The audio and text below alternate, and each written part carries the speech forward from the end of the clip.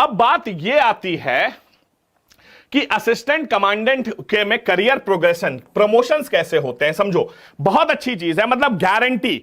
अगर आप assistant commandant बने तो मैं एक चीज की गारंटी देता हूं कि आप बेटा आईजी तक जरूर पहुंच जाएंगे। समझिएगा होता क्या है, समझिएगा। जैसे ही आपकी नौकरी लगती है तो आप असिस्टेंट कमांडेंट बनते हैं। असिस्टेंट कमांडेंट बनने के 6 साल के अंदर आप जो हैं डीसी बन जाते हैं, मतलब डेप्यूटी कमांडेंट बन जाते हैं। तो 6 साल के अंतर्गत आप डेप्यूटी कमांडेंट बन जाएंगे, जबकि 6 से 12 साल के बीच आप 2IC, जिसे सेकंड इन कमांड कहा जाता है, याद रखिएगा। और 16 से 20 साल के अंतर्गत आप कमांडेंट बनेंगे।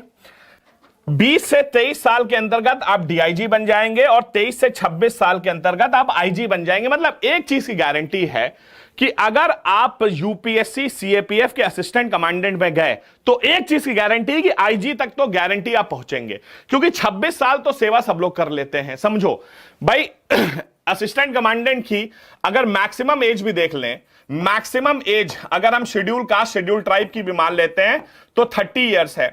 तो 30 साल में आपकी नौकरी लगेगी ही लगेगी, चाहे कुछ भी हो जाए। और 30 और 26 कर लिया जाए तो होता है कितना, 56। तो रिटायरमेंट एज तो 60 साल है। मतलब एक गारंटी है कि आप आईजी तो बन ही जाएंगे। जाहिर सी बात है, आईजी के बाद क्या होता है, इंस्पेक्टर जनरल के बाद एडीजी आ जाता है, एडिशनल डायरेक्टर जनरल, और उसके बाद डीजी आ जाता है। अब इन दोनों पर अगर आपको जाना है, एडीजी और डीजी पे जाना है, तो ऑब्वियसली बात है आपको कम उम्र में नौकरी लेनी पड़ेगी, क्योंकि जितना ज्यादा आपकी उम्र बढ़ती जाएगी ना, आपका उम्मीद है कि आप यहां तक ना पहुंच पाए। तो अगर एडीजी और डीजी बनना है तो सबसे बेस्ट तरीका क्या है कि 22-23 साल की उम्र में आपको नौकरी लग जाए। अगर 22 से 23 साल की उम्र में नौकरी लग जाती है ना, तो बेस्ट आपकी चांसेस हैं कि आप यहां तक जा सकते हैं।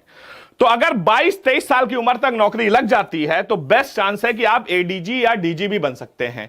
लेकिन आप कम से कम आईजी तक तो जाएंगे रिटायरमेंट तक, यह गारंटी होती है।